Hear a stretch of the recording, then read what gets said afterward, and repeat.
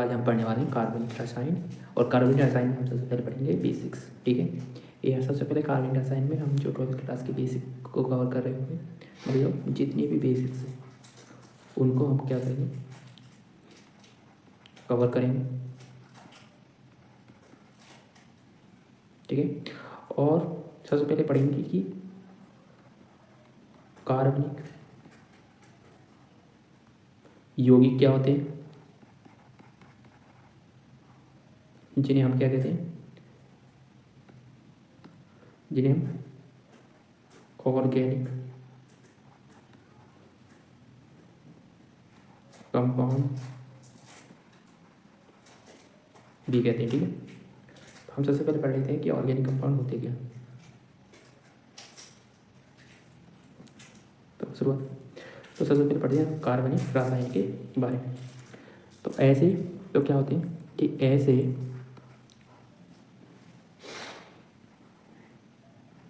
कार्बनिक यौगिक जो कार्बन एवं हाइड्रोजन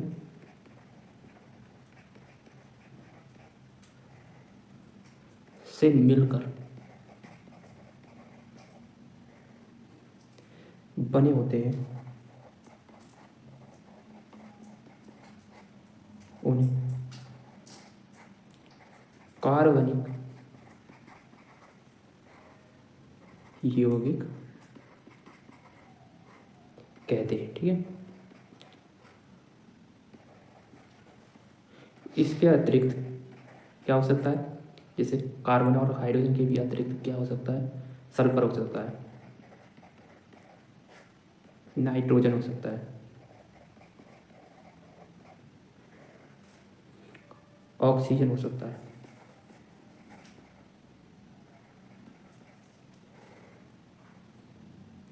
जैसे तत्व भी हो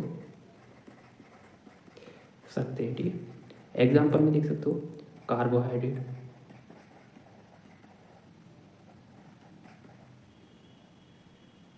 कार्बोहाइड्रेट या फिर वसा हो, प्रोटीन हो,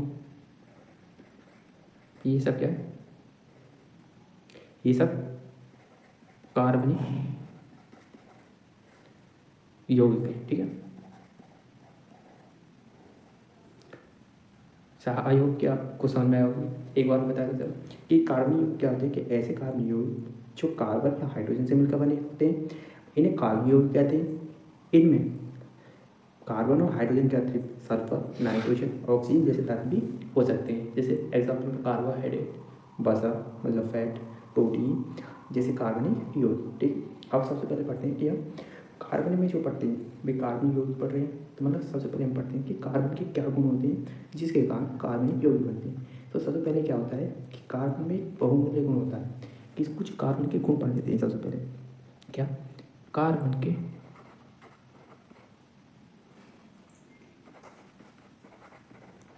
बहुमूल्य गुण।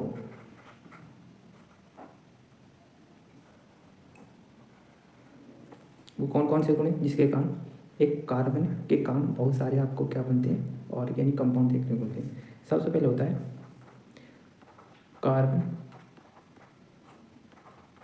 का संकरण गुण। संकरण गुण क्या होता है, इसे कहते हैं कैटिनेशन, मतलब कार्बन की जो वैलेंसी होती है, कार्बन जो है वैलेंसी मतलब संयोजकता, जो कार्बन की संयोजकता होती है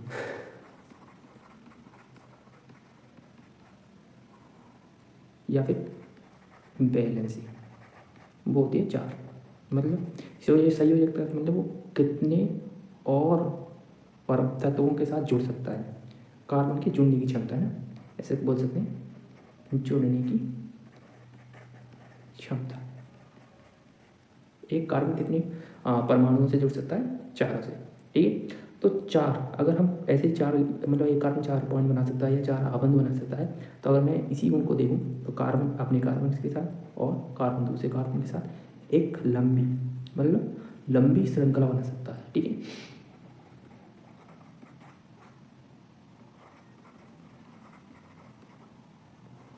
ठीक है, या फिर लॉन्ग चेन। देखो सबसे पहले करेंगे कि कार्बन में क्या होती है, 4 संयुक्त होती है, जिसके कारण क्या होता है कि 4 आबंध बना सकता है। अब 4 आबंध बनाने के कारण क्या होता है कि वो कार्बन की एक लॉन्ग चेन बना सकता है। ठीक है, और कार्बन की सही होती है 4, मतलब वो अधिकतम कितने बॉन्ड बना सकता है, 4 मतलब 4 और अन्य परमाणुओं के साथ जुड़ सकता है। जैसे कि कार्बन है तो कार्बन हाइड्रोजन, एक हाइड्रोजन, 2 हाइड्रोजन, सपोज भी हाइड्रोजन से जुड़ जाए तो 4 हाइड्रोजन के साथ जुड़ सकता है। तो ये क्या हो रहा है कि वो जुड़ने की क्षमता बता रहा है कि कितनी बॉन्ड या आबंध बना सकता है। ठीक है, अब जो ऑर्गेनिक केमिस्ट्री होती है, जिस ब्रांच मतलब कि ऑर्गेनिक केमिस्ट्री क्या होती है, जो कार्बनिक रसायन होती है,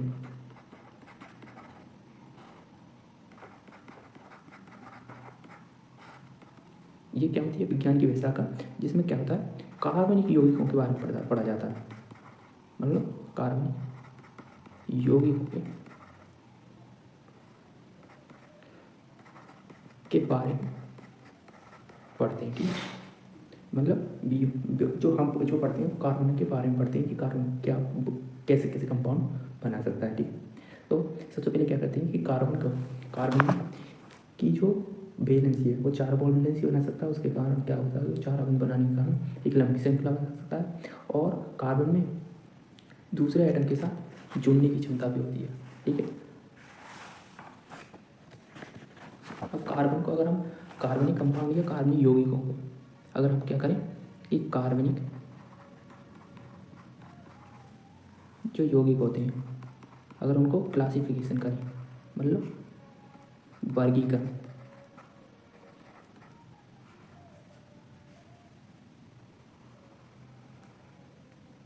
अगर कार्बन परमाणु को वर्गीकरण करें तो हम सबसे पहले 2 भागों में बांट सकते हैं। पहला भाग कि खुली श्रृंखला, ठीक है, और बंद श्रृंखला। ठीक है, या फिर बल्ले बल्ले यौगिक, मतलब एक रिंग के रूप में होंगे। खुली श्रृंखला मतलब कार्बन की चेन ये ऐसे होगा, और बल्ले मतलब कोई रिंग की फॉर्म में हो सकता है, 3 की 4 की जो भी। ठीक है, ये क्या होंगे, ये बंद श्रृंखला मतलब इनको और भी क्या कहते हैं, ए साइक्लिक और भी ओपन चेन। ठीक है, इनको क्या कहते हैं, इनको बोलते हैं क्लोज मतलब बंद, या फिर रिंग कंपाउंड। बल्ले का मतलब है रिंग। ठीक है, कंपाउंड। और जो रिंग वाले कंपाउंड होते हैं आगे और भी क्लासीफाई किया जाता है, जैसे कि जो साइक्लिक या फिर बल्ले बल्ले यौगिक,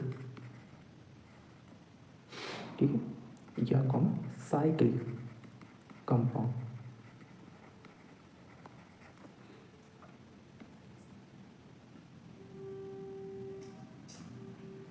ठीक है, इनके बारे में इन्हें क्लासीफाई किया जाता है। कैसे क्लासीफाई करते हैं, ठीक है, तो कार्बनिक कंपाउंड को सबसे पहले जो पहले वाले हैं उनको 2 भागों में डिवाइड करते हैं।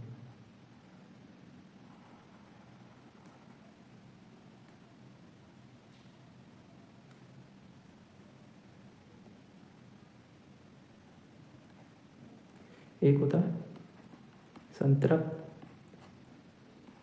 बड़े कंपाउंड, या फिर हिंदी में बोलते हैं यौगिक, जिन्हें एलिसाइक्लिक कंपाउंड भी बोलते हैं। इनमें क्या होता है कि जो कार्बन की जो रिंग बनेगी, ठीक है, जो कार्बन की रिंग होगी कार्बन और कार्बन के बीच ए का लाबंद होगा, मतलब सिंगल बॉन्ड। दूसरे वाले एरोमेटिक होते हैं।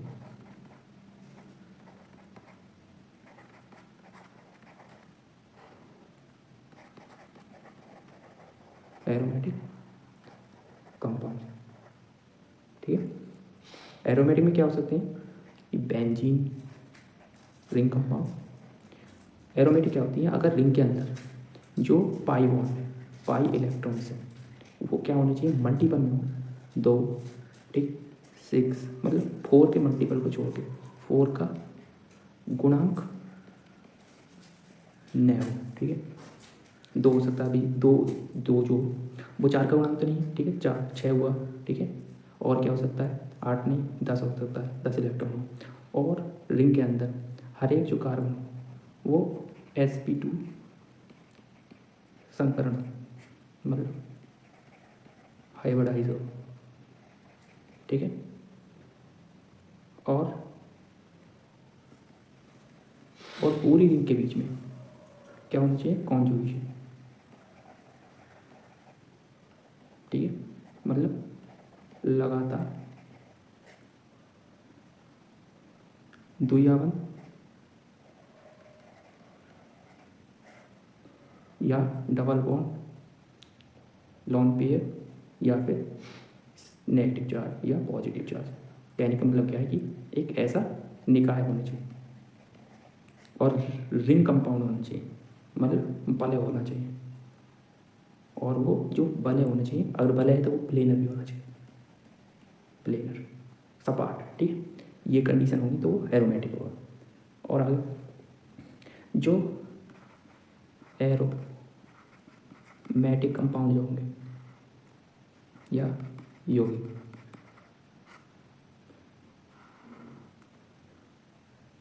उसमें 2 प्रकार के हो सकते हैं।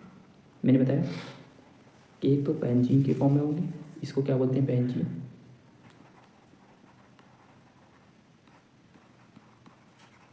ठीक है, ठीक है। और नॉन बेंजीनॉइड, मतलब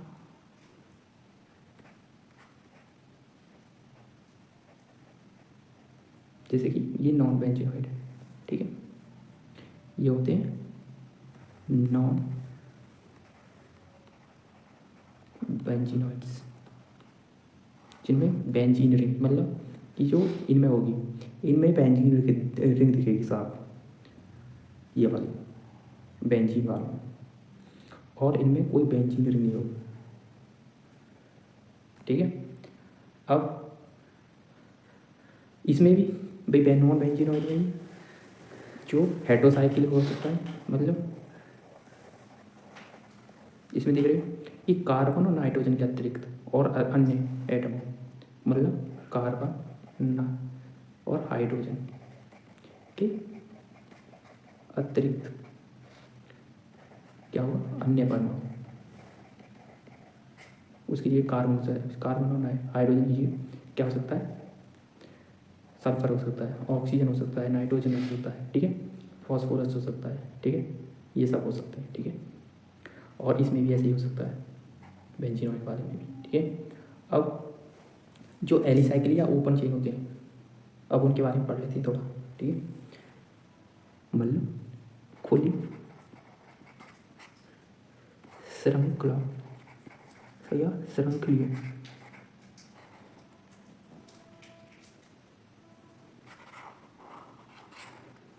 दोबारा लिखते हैं, खुली श्रृंखलीय यौगिक, ठीक है। इनको खुली श्रृंखला वाले को एलिफैटिक यौगिक बोलते हैं, मतलब ऐसे कार्बनिक यौगिक जिनमें कार्बन कार्बन के बीच एकल आवन होगा, ठीक है। और इनके लिए जो सामान्य सूत्र होता है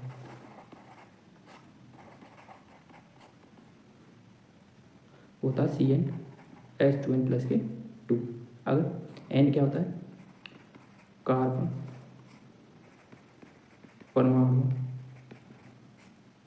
की संख्या। अगर N की वैल्यू बने तो इस फॉर्मूला में लिखो, तो C1H2 तो क्या होगा, C और 2 और 2 4 CH4। तो पहला जो कंपाउंड होता है इसे बोलते हैं मेथेन, मतलब मीथेन, ठीक है। और अगर इसका फॉर्मूला इसको दिखाएं तो क्या होगा, कार्बन के 4 बॉन्ड में और चारों से हाइड्रोजन जुड़ा हुआ है। अब संकरण इसका निकालें तो कितने बॉन्ड बनाए हुए हैं, एकल बॉन्ड, तो सिग्मा बॉन्ड, सिग्मा एकल आवन को सिग्मा बॉन्ड भी बोलते हैं, तो 4 सिग्मा, लॉन पेयर है नहीं सेंट्रल एटम पे, तो क्या हो जाएगा sp3। तो मतलब इसकी जो शेप होगी वो चतुष्फल की होगी। अगर हम इस शेप को दिखाएंगे तो कैसे दिखेगी, इसे बोलते हैं जुकाम होता है तो लगे जाएगा, इसे बोलते हैं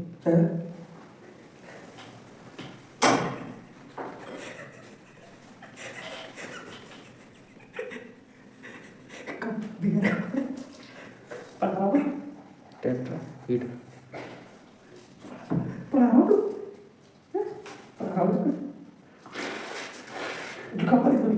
और अगर CnH2n+2 अगर N की वैल्यू 2 रख दें तो फॉर्मूला में तो क्या होगा, तो फॉर्मूला अगर इस फॉर्मूले में 2 रखें तो C2H2 तो C2H6। अगर इसे फॉर्मूला में शो करें तो कार्बन के जो बॉन्ड हो सकते हैं 4 हो सकते हैं, तो 2, एक तो कार्बन कार्बन के बीच में एक अलिया बन जाएगा, क्योंकि हम जो पढ़ रहे हैं वो पढ़ रहे हैं एलिफैटिक कंपाउंड, ठीक है। और सिंगल बॉन्ड आता है तो उनमें जो उपसारी, जब IUPAC लिखते हैं उनमें उपसारी सफिक्स लगाते हैं एन, ठीक है। तो कार्बन की कितनी वैलेंसी होती है, 4, तो एक कार्बन के बीच में तो एक सिंगल बॉन्ड होगा, 3 और हाइड्रोजन जोड़ दो।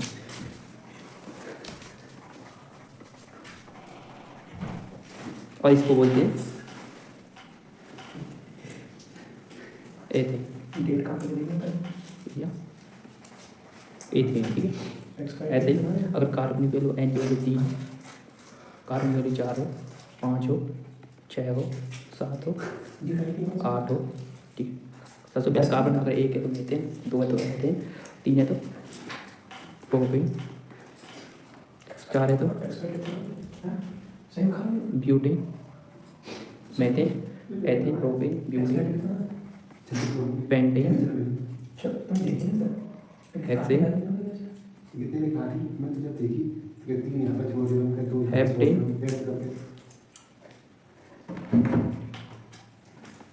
ऑक्टेन, ऐसे हो सकता है, ठीक है।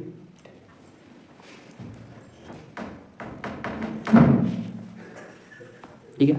और अगर CH3 और CH3 अगर सेकंड पोजीशन पे CH3 ग्रुप है तो इसको बोलते हैं आइसो ब्यूटेन, ठीक है।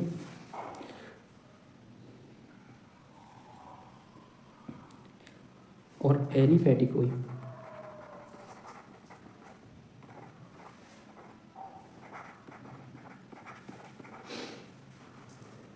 यौगिक कोई हम क्या बोलते हैं, संतृप्त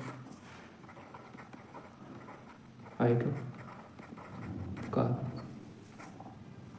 मतलब किस कार्बन और कार्बन के बीच में क्या होगा, खाली सिंगल आबंध होगा, कार्बन कार्बन के बीच में एक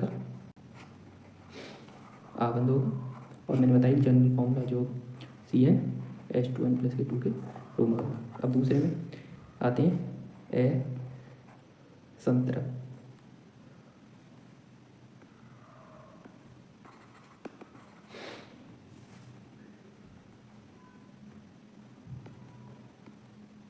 दूसरे आते हैं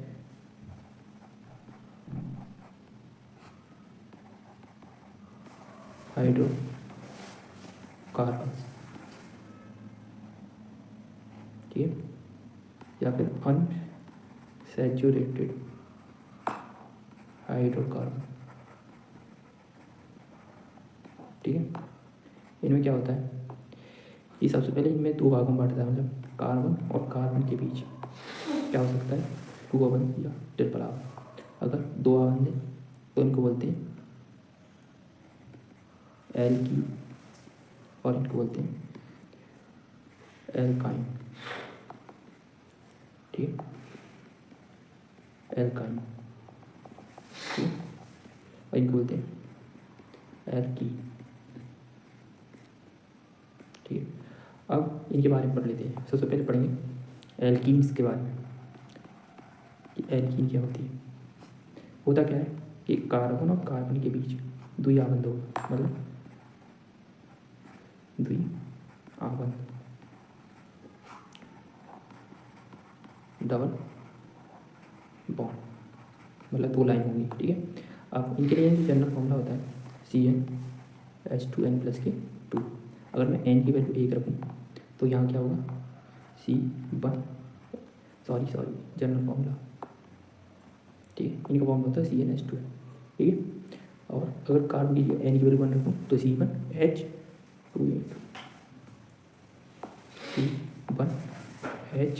मल्टीप्लाई तो क्या होगा CH2, जो कि क्या हो सकता है भाई, ये अस्तित्व में नहीं है, मतलब ये होता ही नहीं है, ठीक है। भाई होता क्यों नहीं है, अगर कार्बन है तो इसकी कार्बन की ये भाई इनमें क्या होनी चाहिए, कंडीशन होनी चाहिए कि 2 बॉन्ड होने चाहिए। अब कार्बन एक है, अब कार्बन एक ही है, अब 2 बॉन्ड कैसे बना सकते हैं। और जो हाइड्रोजन है केवल जो होता है एक बॉन्ड बनाता है, एक आबंध बनाता है, तो ये तो कंडीशन पूरी हो नहीं सकती। और हमें पता है कि डेफिनेशन के अनुसार जो एल्कीन होती है वो होती है जिनमें कार्बन और कार्बन के बीच क्या होना चाहिए, द्विआबंध, ठीक है।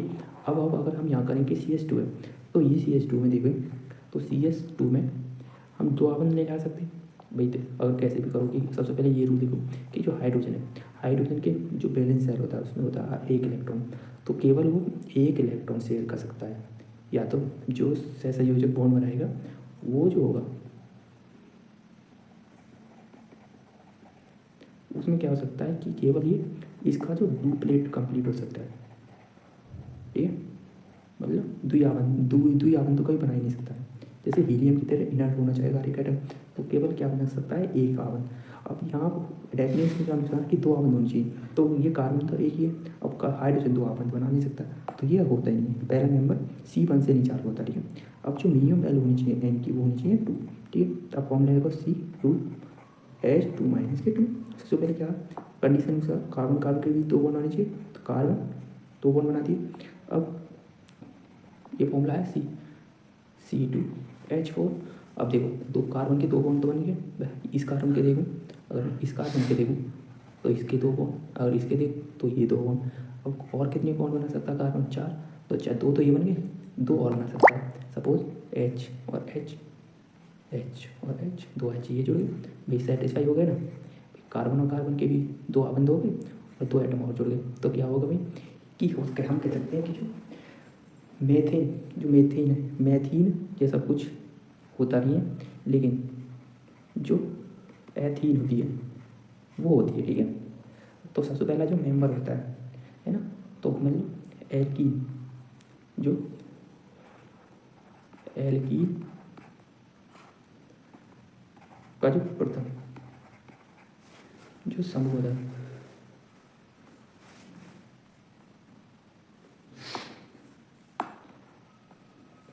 वो एक समझो मेंबर होता है, ठीक है, वो होता है एथीन, ठीक है, याद रखना मैथीन जैसा कुछ नहीं होता, ये याद रखना, ठीक है। अब बढ़ते हैं, आगे बढ़ते हैं। हमने बता दिया एल्काइंस के बारे में। एल्काइन क्या होती है भाई, हमने बताया कि एल्काइन क्या होगी कि इनके बीच में जो होगा ट्रिपल बॉन्ड होगा। मान लीजिए चल रही है ना, चलिए क्यों कनेक्ट कर दिया मैं बहुत करते जा रहा हूँ। कनेक्ट ना करें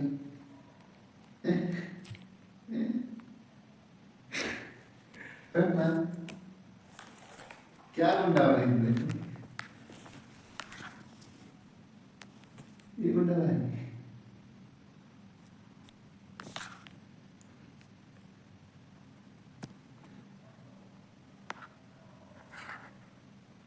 खिड़की तो खोल के ही चला गया। एल्काइन के बारे में, तो एल्काइन के बारे में क्या होता है कि जो कार्बन होता है और कार्बन के बीच क्या होता है, त्रियाबंध होता है, ठीक है। और इनका जो जनरल फॉर्मूला होता है CnH2n-2 होता है। तो देखो एन की वैल्यू कभी भी 1 नहीं हो सकती है, ना ही 2 हो सकती है। देखो एन की वैल्यू क्या होती है, म्यू 2, ठीक है। अगर फॉर्मूला हम रखें तो क्या होगा C2H2-2, तो क्या होगा C2, दो दूनी 4, 2 4 में से 2 है तो 2H2। तो सबसे पहले 2 कार्बन बनाना, कार्बन के बीच 3 बंध बना दो भाई, 3 यहाँ इस वाले कार्बन ने बना लिए और 3 ही ये इस वाले कार्बन के, ठीक है। तो ये जो बॉन्ड है, ये तीनों बॉन्ड जो है दोनों में सहभागित है, मतलब विभाजित हुए हैं। मतलब अगर इस कार्बन के 3 है तो ये इस वाले कार्बन के 3 है, तो ये भी इस वाले कार्बन के लिए 3 है, और 2 हाइड्रोजन जोड़ दो तो क्या होगा ये। अगर इनका फॉर्मूला, अगर इनका IUPAC नाम लिख लो तो कार्बन कितने, 1 और 1 2, तो मैथ एथ, ठीक है।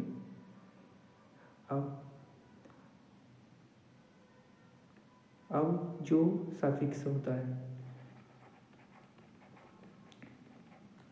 सफिक्स मतलब इनके जो IUPAC का नाम लिखते समय, IUPAC का जो नाम लिखते हैं उनके पीछे जो उपसर्ग लगाते हैं,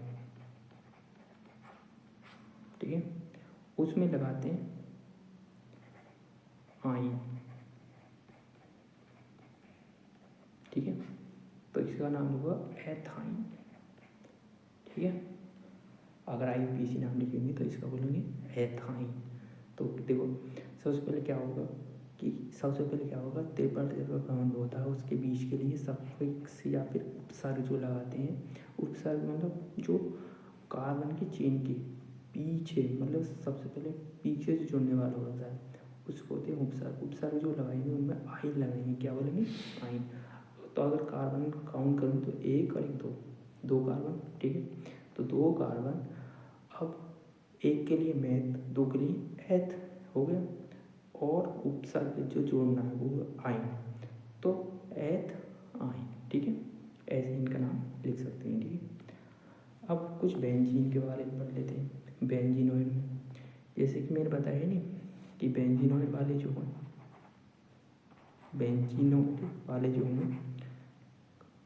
बेंजीनोइड कंपाउंड जो होंगे उनमें बेंजीन रिंग होगी, इसको बोलते मैंने बताया ये होती है बेंजीन।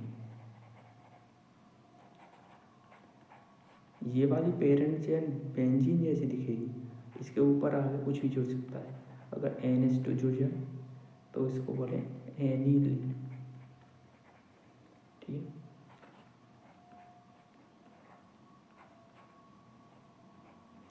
और इसको बोलते हैं नेप्थलीन, ठीक है।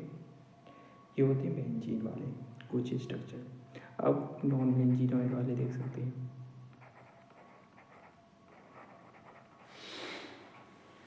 नॉन बेंजीनॉइड कंपाउंड जैसे कि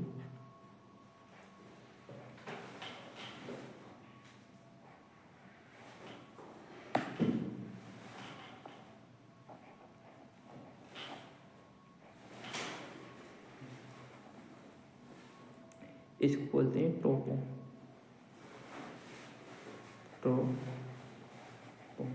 ये क्या होता है? Non benzenoid. ठीक है भाई, नॉन बेंजीनॉइड मतलब कि बेंजीन के फॉर्म में नहीं है और कार्बन के अतिरिक्त नॉन बेंजीनॉइड वाले हैं। ठीक है, या फिर और भी देख सकते हैं जैसे कि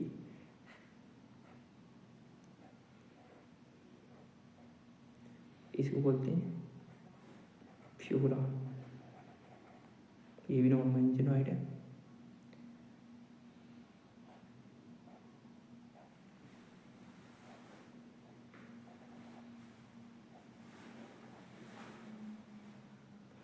और एक और दिखा सकता हूँ, यहाँ थोड़ा जगह नहीं है, यहाँ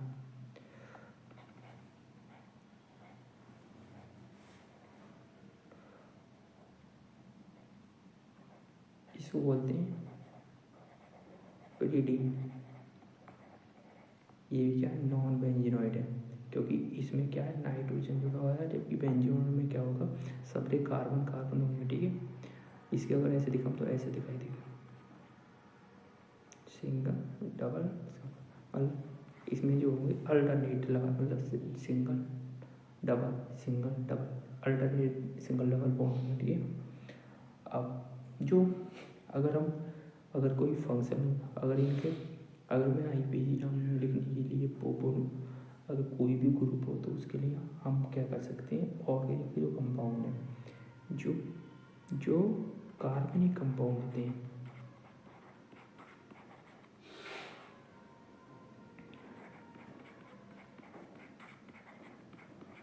यौगिकों का जो नामकरण होता है। ठीक है, या इसे बोलते हैं नोमेनक्लेचर ऑफ ऑर्गेनिक कंपाउंड। ठीक है, अब जो हम पढ़ेंगे इनके बारे में पढ़ेंगे, भाई पढ़ना भी चाहिए। अब क्योंकि ये जो होते हैं UP बोर्ड में होते हैं, अगर कोई भी एग्ज़ाम हो तो उसमें ये आता है कि IUPAC नोमेनक्लेचर मतलब नामकरण करके दिखाओ। ठीक है,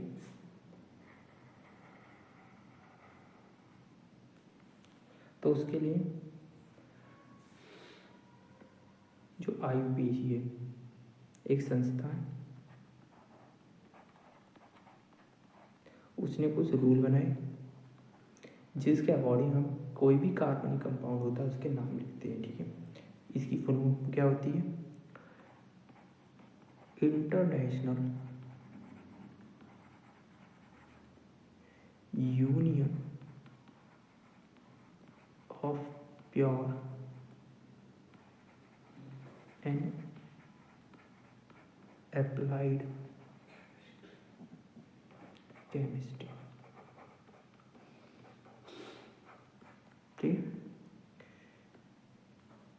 भाई ये इसकी फुल फॉर्म है, international union of pure and applied chemistry. ये संस्था है, जितने भी ऑर्गेनिक कंपाउंड हैं उनके नाम लिखने के लिए एक सिस्टमेटिक वे भाई तरीके से क्या करते हैं? सभी कंपाउंडों का नाम लिखते हैं। ठीक है, सबसे पहले कि अगर कोई भी कंपाउंड है उसका नाम लिखने से पहले या उसको असाइन करने से पहले कुछ प्रॉपर्टी जो होते हैं, जैसे कुछ जो ऑर्गेनिक कंपाउंड हैं उनके जो नाम होते हैं, जैसे कॉमन नेम, बहुत से कंपाउंड होते हैं उनके कॉमन नेम होते हैं, जैसे कि सिट्रस। ठीक है, और जो सिट्रिक एसिड है, जैसे कि कुछ कॉमन नेम बताओ, IUPAC नाम से पहले मैं कॉमन नेम बताऊँ, इसकी एग्जांपल मैं बताऊँ, सिट्रिक एसिड। अब जो सिट्रिक एसिड है, जो इसका जो नाम है वो कहाँ से आया? सिट्रस फ्रूट से। सिट्रस फ्रूट मतलब संतरा, संतरा के फल से सिट्रस आया है। सिट्रस, ठीक है, जो क्या होते हैं स्वाद में खट्टे, ठीक है। तो वहीं से क्या आता है, इसका नाम आता है। जैसे कि एक फॉर्मिक एसिड होता है,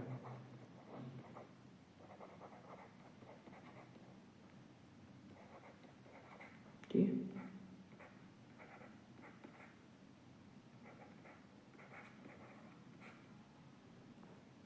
ठीक है, फॉर्मिक एसिड, ठीक है।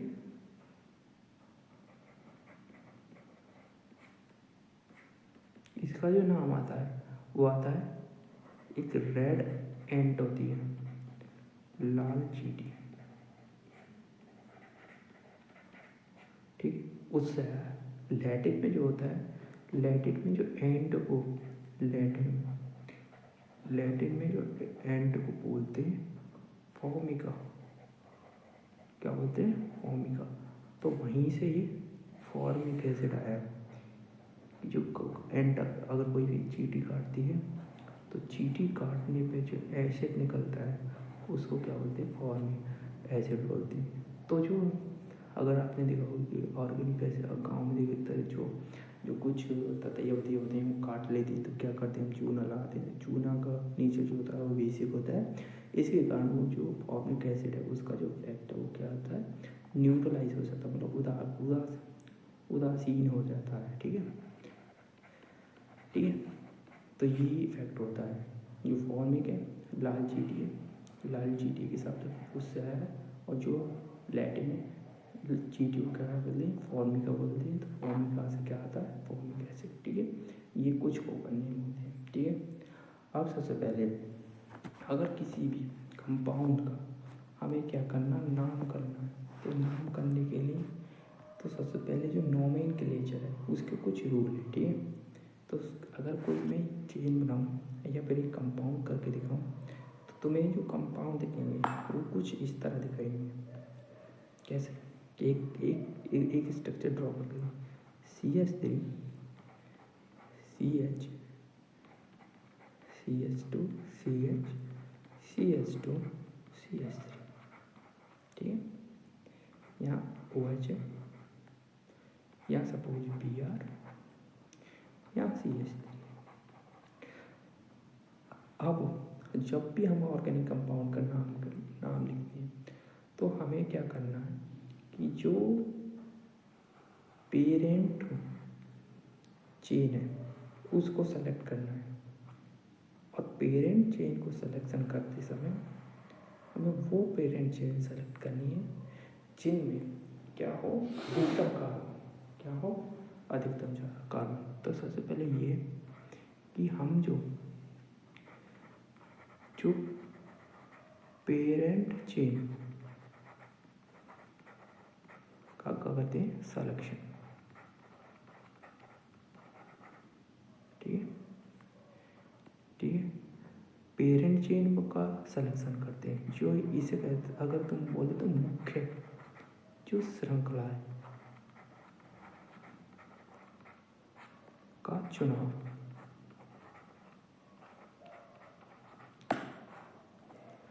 और मुख्य श्रृंखला का चुनाव ऐसा होना चाहिए कि उसमें क्या हो,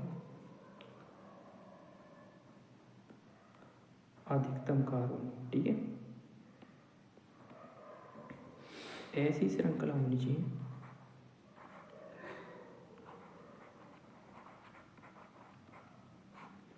जिसमें अधिकतम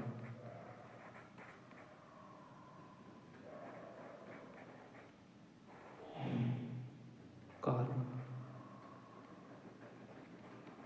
ठीक है।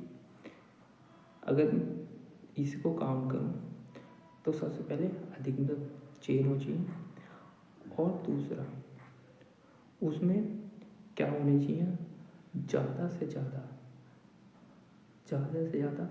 सब्स्टिट्यूएंट, मतलब श्रृंखला से जुड़े हुए तत्व, जैसे कि फंक्शनल ग्रुप, मतलब क्रियात्मक ग्रुप, क्रियात्मक समूह,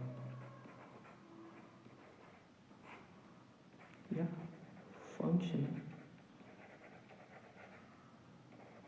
ग्रुप या फिर सब्स्टिट्यूएंट्स है ना, या श्रृंखला, लघु श्रृंखला, जैसे मीथेन है, मीथेन की जो श्रृंखला ये लघु श्रृंखला ठीक है, को कम नंबर मिले। ठीक है, अगर IUPAC नाम लिखूँगा तो मैं सबसे पहले प्रायोरिटी होगी कि मेरी कि जो क्रियात्मक समूह है, सबसे पहले जो प्रायोरिटी होगी मेरी वो होगी कि जो क्रियात्मक समूह है उसको नंबर क्या होना चाहिए, कम मिलना चाहिए। ठीक है, और उसके बाद जो भी चेन है, चेन से जुड़े हुए सब्स्टिट्यूएंट है। ठीक है, सब्स्टिट्यूएंट में क्या हो सकता है, जैसे कि हैलोजेंस हो सकते हैं, क्लोरीन, ब्रोमीन, आयोडीन, या R ग्रुप हो सकता है, मिथाइल, ठीक है, इथाइल या प्रोपाइल। ठीक, ये हो सकते हैं। और मिथॉक्सी या इथॉक्सी हो सकता है, जैसे ये वाले ग्रुप हो सकते हैं। ठीक है, अगर ये सब दिखें तो मतलब ये होंगे, इनको भी क्या होना चाहिए, नंबर क्या होना चाहिए, इनको भी नंबर मिनिमम से मिनिमम मिलना चाहिए। ठीक है,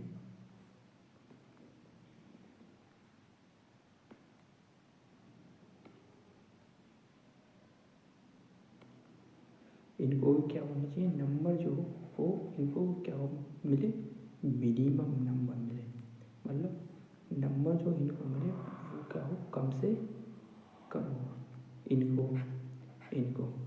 अब सबसे पहले एक एक करके कुछ पढ़ ले, इनके बारे में पढ़ लेते हैं। ठीक है, जैसे क्रियात्मक समूह के बारे में पढ़ते हैं। क्रियात्मक समूह क्या होता है,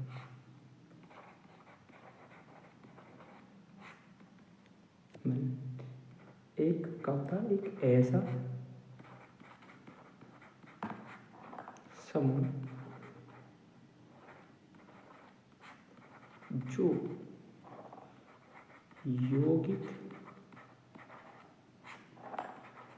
के रासायनिक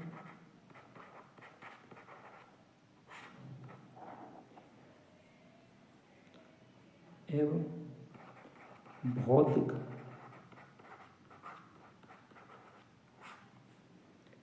गुणों का निर्धारण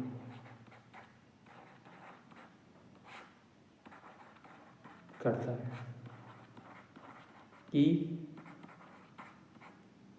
वो यौगिक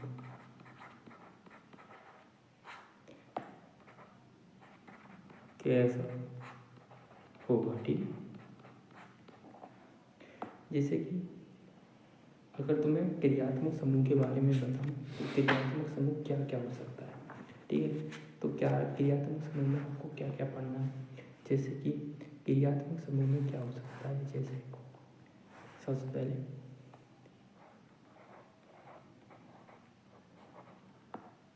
कार्बोक्सिल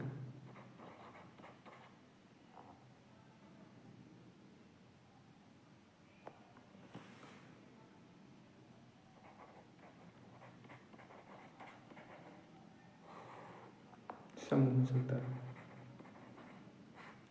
अगर कोई भी कार्बन की चेन के संग ये समूह जुड़ गया तो कार्बन की जो यौगिक होगा, कार्बनिक यौगिक होगा,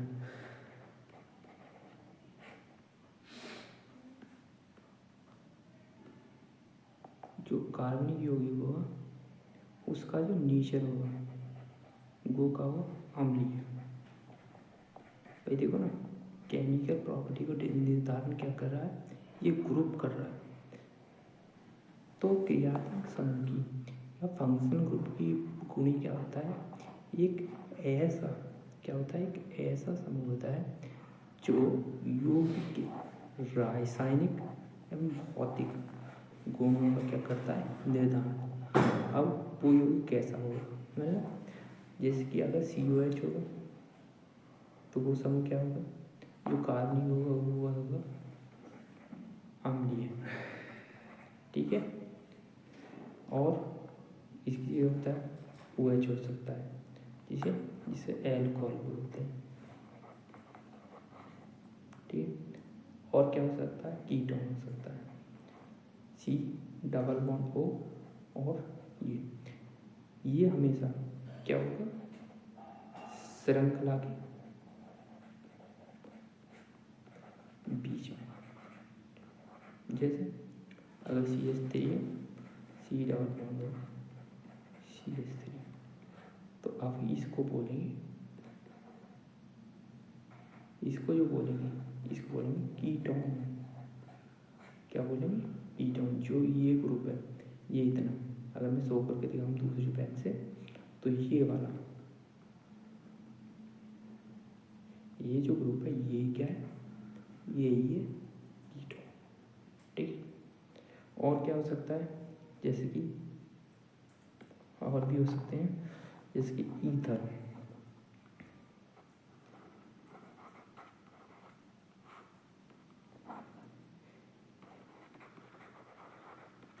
ईथर में क्या हो सकता है, O O, मतलब ये वाला और ये वाला किसी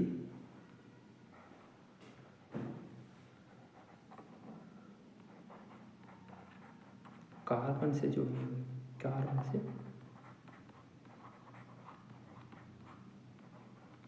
ठीक है।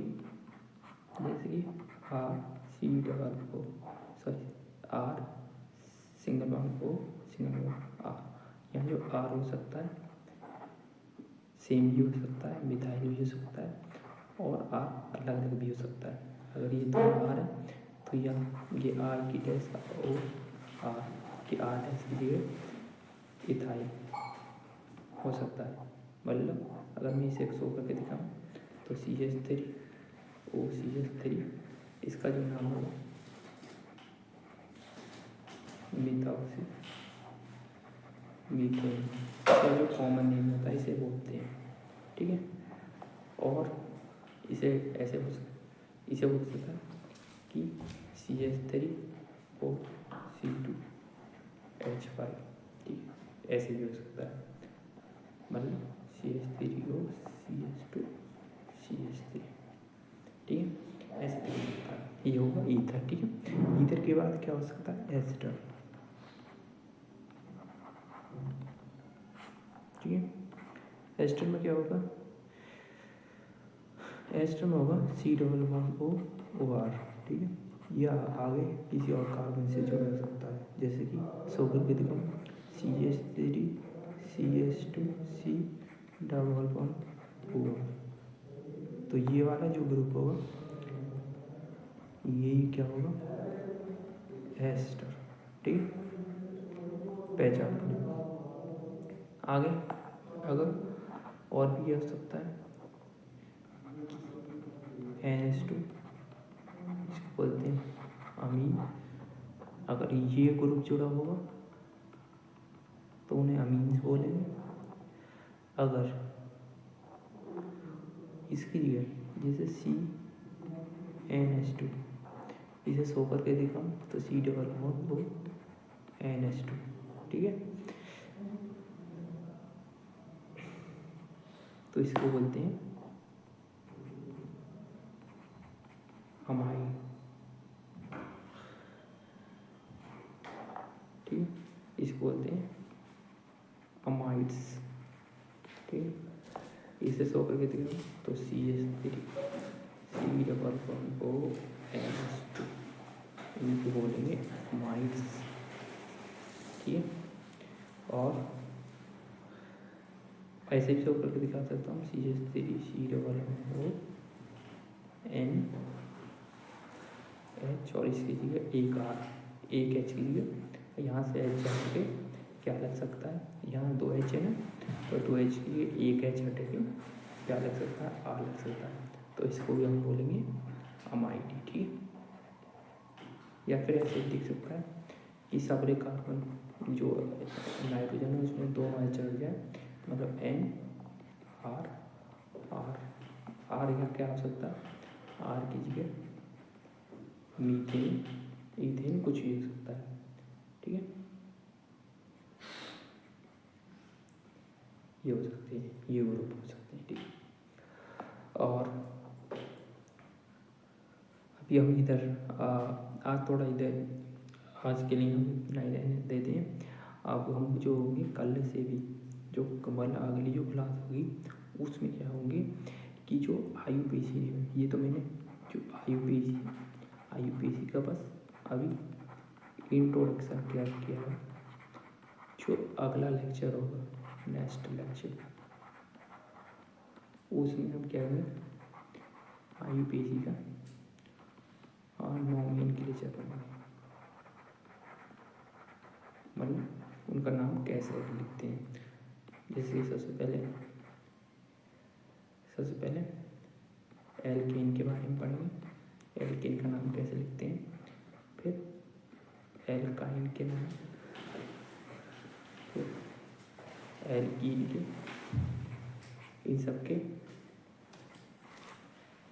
नॉमेनक्लेचर के नाम के बारे में पढ़ेंगे, ठीक है। और जो नेक्स्ट लेक्चर होगा और इनके जो IUPAC नाम लिखने के बाद हम जो क्लास 12 का जो पहला चैप्टर है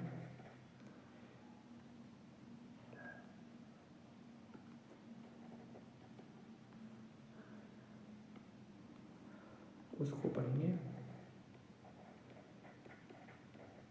एल्केन और एरियन,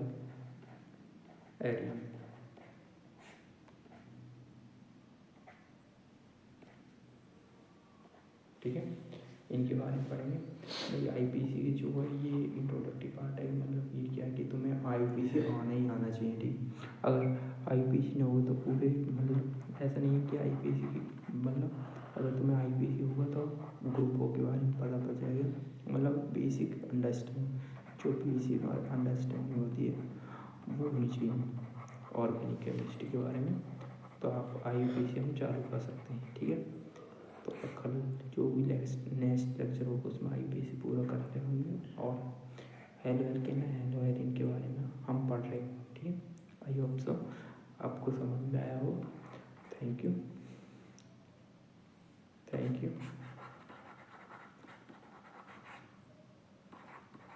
ठीक है, सो मच।